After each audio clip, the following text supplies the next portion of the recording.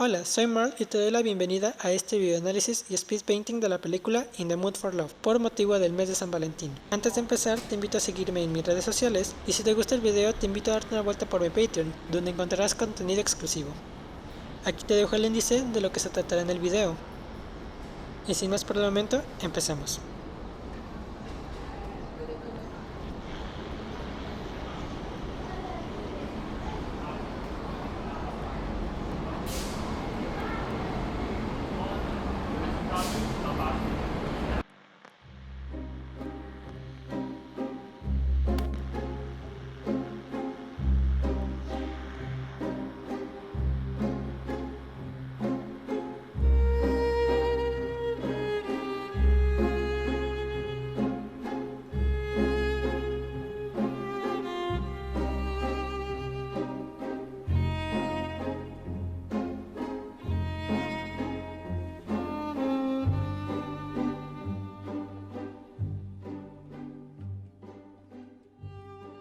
Deseando amar, o In the Mood for Love, es una película hongkonesa del año 2000, escrita, producida y dirigida por Wong Kar-wai, contando con las actuaciones de Maggie Cheung y Tony Leung Ching-wai. El catálogo musical es de la mano de Michael Galason y Shigeru Umebashi,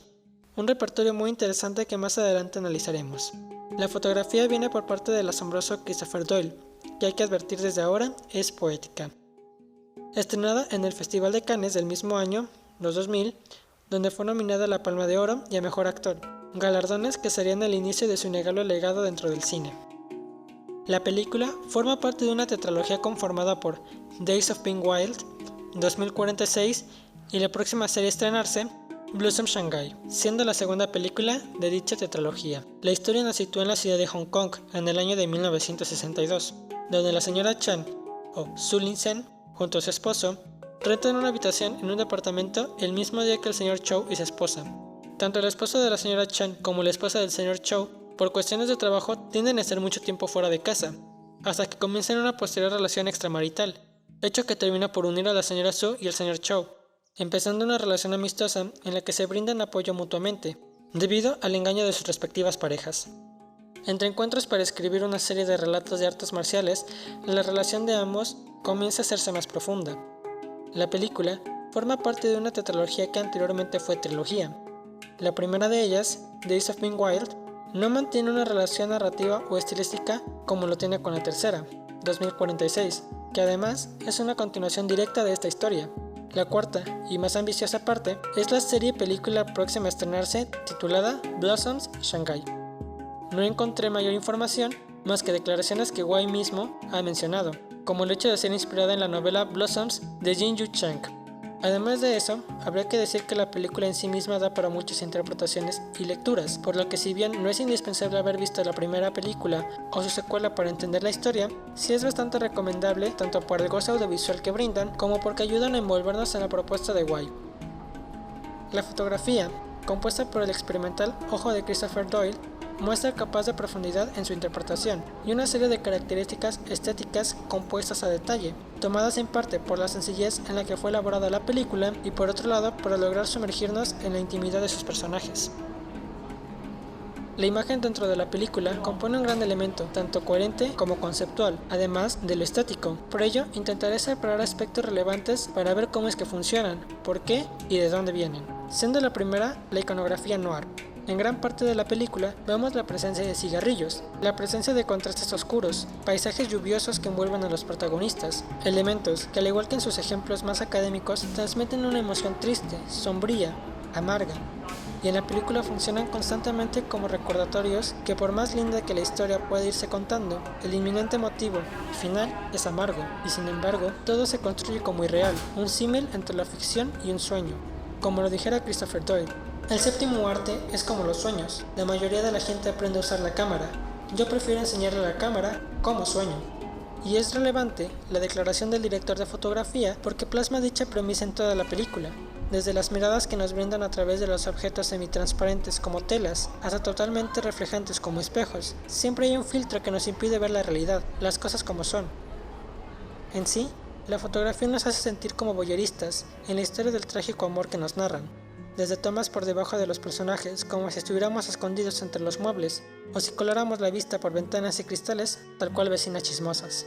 Esto se entiende nuevamente si revisamos quién es el fotógrafo, porque Chris es un magnífico artista que prescindió de la formación académica y catedrática. Esto significó una gran puerta abierta a miles de posibilidades que serían catalogadas como incorrectas, malas o absurdas, como lo es la primera imagen que nos muestra en la cinta. A diferencia de comenzar con un gran plano para darle contexto espacial al espectador y entender dónde está, comienza con un suave movimiento, a retratos colgados en la pared del pasillo por donde los protagonistas se encontrarán. Es un plano detalle, nada de exponer un gran paisaje o la casa en sí. Ya desde un inicio nos anuncia que la película nos hará partícipes como invasores de la intimidad. Dichas posibilidades no académicas, combinada a los hechos de que la película fue grabada en espacios pequeños y que Doyle no tenía miedo de probar posibilidades con la cámara, lo que dio como resultado tener que adaptarse y explotar las posibilidades del set desde múltiples puntos de vista, como lo fue reconocer la existencia de los espejos, las ventanas, las cortinas, las rejas o la misma gente. El empleo del color de igual modo es curioso, ya que explota los rojos, los verdes y los azules, pero habría que hacer hincapié en los intensos rojos, ya que, y retomando un poco, en su juego con el rojo se podrían sacar dos posibilidades. La primera es el valor o significado invertido del rojo, o un diálogo entre los significados de los colores como entes individuales. El rojo es asociado a la sensualidad, a la pasión, a la sangre, lo energético, el calor y lo atractivo, al deseo, pero que si invertimos por la presencia del color negro presentaría ira, peligro, agresividad o la misma guerra. Elementos que realmente no tienen mucha presencia en la película. Sin embargo, vio más factible el valor de la sensualidad, el deseo, el placer y atracción en diálogo con el valor del negro, el cual nos hablará de una imposibilidad, una frustración, un dolor. Dicho diálogo, entre las constantes búsquedas de los personajes y sus resultados constantemente frustrados, explicarían la presencia tan insistente de dichos colores. En resumen, la elección de recursos tanto narrativos como estéticos de la película lo construirían como híbrida, o mejor dicho, quimérica, ya que, si no construye un discurso propio a partir de otros, tanto Doyle como White se atreven a salir de la normativa académica y su uso para la realización de las películas, para construir una vía que mantiene esencia propia y que reescribe el significado de los elementos que emplea. Por ejemplo, usar el valor propio del color en el noir para dialogar con el valor más básico del color rojo y así retratar la historia en sí de la película a través de imágenes. El uso estético de lo quimérico no queda limitado a la fotografía, sino que se extiende a la música, ya que hace uso tanto de melodías que prescinden de la voz y letra, los usa con la misma presencia y relevancia a canciones que expresan anímicamente a los personajes de manera explícita, tanto en chino como en español. Detalle que es relevante porque funciona tanto como un reflejo emocional, pero que además nos ayuda a entender más la profundidad de las emociones y pensamientos de los personajes, como fue el uso de la bella canción Aquellos ojos verdes, interpretada por Nat King Cole, que describe en su última línea la imposible posibilidad de estar con su amada. Aquellos ojos verdes que yo nunca besaré. Al uso poético de la canción Quizás, quizás, quizás, cantada por, nuevamente, Nat, parece ser que esta vez se extiende el juego de posibilidades que nunca fueron tomadas, en ese agridulce vaivén de búsquedas que nunca llegaron a ser encontradas. El valor de las posibilidades expresivas del lenguaje en sus miles de formas, por exprimir el valor poético que transmiten, es algo de lo que Whale hizo magistral uso, porque se valió tanto de la poesía hecha música y sus recursos en el español por extender su idea primera dentro del guión, acción que repetiría con el chino, y que aún más sorprendente es su valor emotivo cuando niega cualquier lenguaje que no sea el mismo que el de la música y los sonidos. Ahora, uno de los elementos que no mencioné en el análisis de Call Me By Your Name fue el papel del vestuario y el maquillaje, principalmente porque vi mayor relevancia en los demás elementos de la película, a excepción tal de la escena de la despedida donde Ellie usa la camisa que le pidió dejar a Oliver para su recuerdo. Aquí es un elemento tan relevante como la misma fotografía y música, además de construir parte de la estética que viene implícita, y que explicaré en el siguiente punto. La señora Chan siempre viste elegante, bella, sensual, pero que por dentro se siente sola. Pasa de vestir finos vestidos de estampados con diseños geométricos y de colores sobrios a estampados florales y coloridos, pero de igual modo elegantes. El señor Chow, por su parte, viste siempre de traje, corte recto, de colores sobrios y oscuros, más contadas ocasiones en las que lo vemos un poco más suelto, sin su camisa, o de modo más desenfadado, y es porque al igual que su ropa, se expone emocionalmente para mostrar su lado más vulnerable. Tanto los estampados florales como la forma de traje tendrán mayor protagonista rumbo al final de la cinta y de este video. Ahora, otro elemento que brilla por su particular ejecución, la actuación. Este apartado se puede entender de dos maneras, la primera y más superficial y la segunda sutil y sugerida. El lenguaje más explícito en el que nos encontramos es el de la actuación y el significado del movimiento en sí como una forma de comunicación entre personas. La manera en la que el exterior mantiene diálogo con los protagonistas, energéticos, amables, cariñosos y familiares. El segundo, sugerido, con gestos casi imperceptibles cuando los revisamos con lupa, pero cuando nos alejamos, podemos entender lo que nuestros protagonistas comunican. Habrá que partir del hecho de que Wilde, al momento de grabar la película, les comunicó que se movieran como si la película no tuviera diálogos, de tal modo que es por la caricia que entendemos el nivel de intimidad y frustración por la que están pasando. Ya no solo en la caricia física, en cuanto rozan sus dedos, o cuando separan sus palmas, sino también aquella caricia hacia posibilidad que nos hace estremecer cuando se buscan mutuamente, para nunca encontrarse. Es la caricia que va por medio de la mirada, que nos hace sentir como aquel hombre que ve después de años, aquella mujer que un día fue su amada, pero que nunca pudo llegar a ser. Finalmente, llegamos al último punto, el cual es el montaje, el cual es un juego abstracto del tiempo. Si bien no presenta problemas con la narrativa o genera conflictos con la continuidad de la historia, dando saltos y elipses constantemente, se atreve a jugar en la abstracción del tiempo, y es importante mencionar ese aspecto, en el cual yace gran parte de la esencia del film. Tanto el uso de la momificación del tiempo, que encontramos la expresión más genuina de la fantasía y el recuerdo, de lo irreal, como lo bien presentara Andrei Bazin, se trata de la dilatación del tiempo dentro de la película, que no corresponde a la continuidad narrativa del demás film, para enfatizar y acentuar dicha esencia por encima de lo demás. Y es que cuando Wilde y Doyle hacen uso de dicho recurso, entendemos tanto la soledad que sienten los personajes, como cuando van a comprar tallarines y su alrededor está lleno de dinamismo, pero ellos se encuentran casi hieráticos, pero cuando se encuentran, ambos se reconocen en igualdad de condiciones,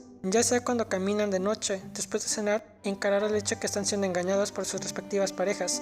o cuando el señor Chow toma la decisión de escribir su novela, en un símil cuando decide dejar ir la posibilidad de volver a amar a su esposa, e inclusive al final de la película, cuando el protagonista va al templo y deja su secreto confinado en un agujero entre las paredes de aquel sacro recinto. Terminando con los aspectos técnicos y adelantando algunos puntos que desarrollaré más adelante, quisiera darme la oportunidad de extender una idea que propuse en el video anterior, el cual es el uso de la estética de la belleza en el recuerdo, ya que, al igual que en Call Me By Your Name, se trata de una historia contada desde la memoria, y nada más habría que leer la cita al final de la película.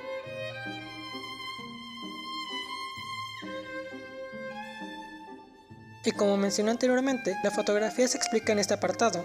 Los espejos, las ventanas, los vasos, en general todos aquellos reflejos en los que se interpone el cristal, no se trata más que de esa época pasada.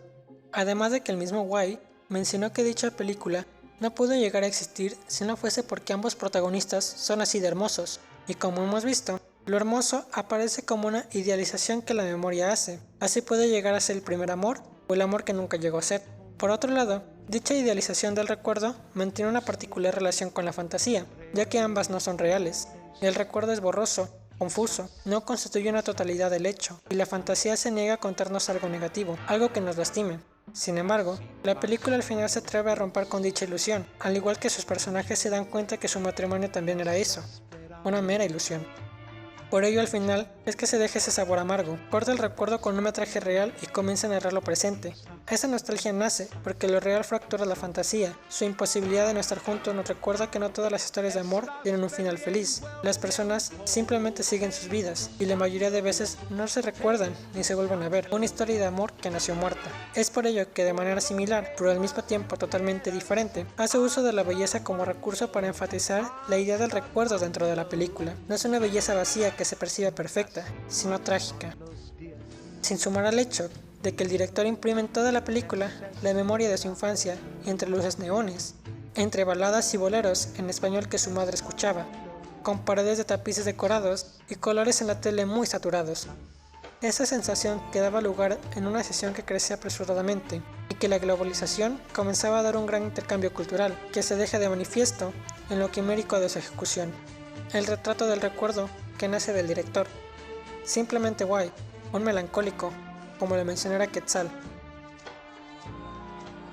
Retomando lo mencionado en el apartado de fotografía y las palabras de Doyle, daré paso a un elemento narrativo y estético ejecutado brillantemente, y es que esa mirada detrás de los objetos que envuelven a los personajes nos acercan de un modo tal como lo hiciera Marcel Duchamp en Étant donné, voyeuristas que invadimos la intimidad de los personajes, siendo víctimas de aquella traición de sus parejas, sumando el sutil cambio entre tomas cortadas y secas cuando interactúan los protagonistas, a movimientos y tomas continuas cuando se relacionan de manera verbal o visual. El momento más importante es cuando van a cenar por primera vez, y ambos declaran saber lo que está sucediendo. Las tomas y los cortes de cuando conversan son secos, de un momento las imágenes saltan entre ellos dos, y a veces nos ocultan el rostro cuando el otro habla. Todo ello cambia cuando se da a conocer la situación que muy tristemente los une. Las tomas ya no saltan de un rostro a otro, ahora se desliza suavemente de un extremo a otro, y de ahí, al final de la película, aquella suavidad con la que Doyle baila es conmovedora. Esta proximidad y cercanía que nos transmiten a través de sus imágenes es lo que despierta genuina empatía por la señora Chan y el señor Chow, y sin embargo, en el hecho de ser voyeuristas, intrusos, es que terminamos inconscientemente por alejarnos y ver hacia nosotros, recordar el trauma de cuando aquella fantasía murió. En ese momento es cuando nuestra melancolía deja de ser empática y se vuelve propia. También es en aquella momificación del tiempo que terminamos por colarnos en las emociones y sus pensamientos. Es cuando vemos la primera vez que se encuentran en aquellas escaleras cuando van por tallarines, o cuando caminan en la nocturna soledad del dolor. Es cuando vemos al señor Chow irse de aquella habitación entre cortinas rojizas, para avanzar después de sufrir el amor. Aunque también existe otro tipo de tiempo. El ejemplo más claro es la confusa escena de las escaleras cuando Sue va a buscar a Chow, después de que llama por teléfono. Está confundida, nerviosa, y su cabeza es caótica, al igual que el espacio físico por el que se mueve, por esas incontables escaleras que van de arriba hacia abajo, de izquierda a derecha y viceversa, ese reflejo de sus pensamientos hecho lugar. Al igual que en el anterior análisis, me permitirá expresar una interpretación muy personal de la película, el cual es el hecho de recordar la experiencia de algo que nunca vivimos. La primera vez que vi la película fue hace unos 5 o 4 años. Me pareció una obra conmovedora y muy romántica, pero no en un sentido meloso, sino que la percibí conmovedora en el hecho de que consciente o inconscientemente, en ese instante, revives el recuerdo del amor que nunca pasó. Y el aspecto romántico, no como en las tradicionales películas de historias de amor, en el que todo termina siendo algo muy bonito y cursi, tampoco se percibe como el otro extremo, una relación súper dramática y histriónica, sino que se percibe genuinamente madura. La segunda vez que la vi fue justamente para este video, en el cual investigué, leí y revisé lo que rodeaba el film, como lo fueron sus motivos y lo que hubo detrás de ella, entendiendo bastante tanto las decisiones tomadas como el motivo artístico con el que el director la hizo, resaltando particularmente el hecho de que Wong Kar-wai hizo retratar esta historia de amor construida en el espacio que su memoria conservó durante tantos años, tratado de un modo tal que justamente esa infancia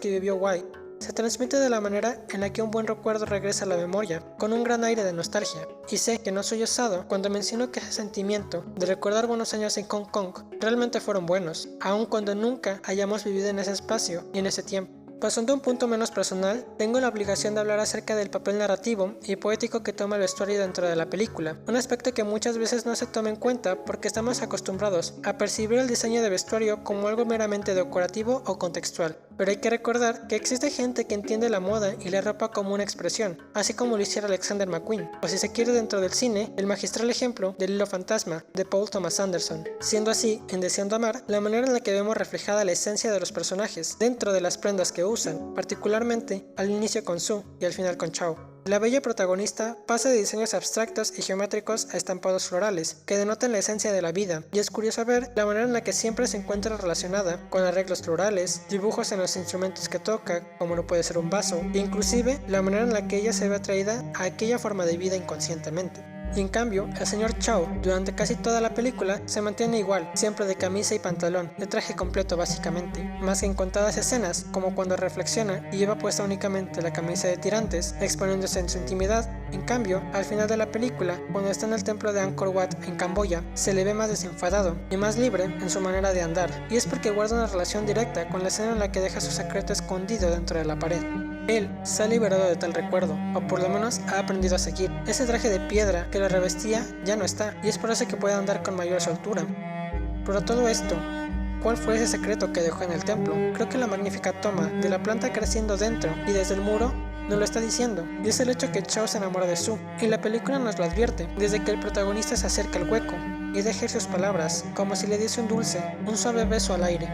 La flor penetró en la dura superficie de la roca, y así encontró lugar para prosperar, así como el amor floreció aún en el dolor del engaño y la traición.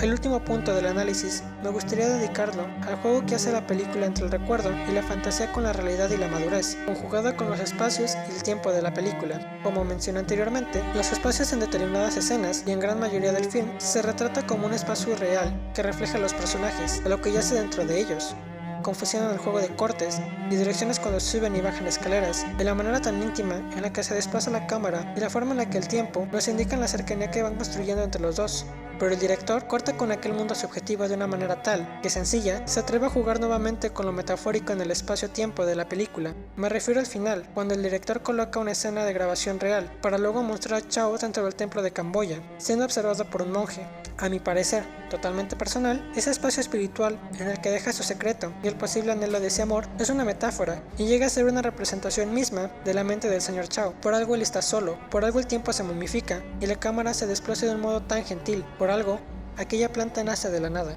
El espacio cinematográfico pasó de ser nostálgico y dentro de un plano del recuerdo a un espacio introspectivo, interno en la mente y no en la memoria, a través de un corte que nos da a entender que se trata de un presente y ya no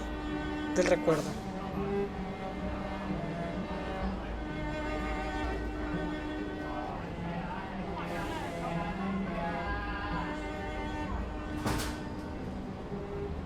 Bueno, esto sería todo, espero que les haya gustado y si es así les agradecería que compartiesen el video o por lo menos dejaran un like. También me gustaría saber qué les pareció la película en la parte de los comentarios. Les recuerdo que si quieren ver más de este tipo de contenido, se pueden suscribir y activar la campanita para que YouTube les notifique cuando suba el siguiente video. Sin más por el momento, nos vemos en el siguiente análisis. Serenos como un lago, en cuyas quietas aguas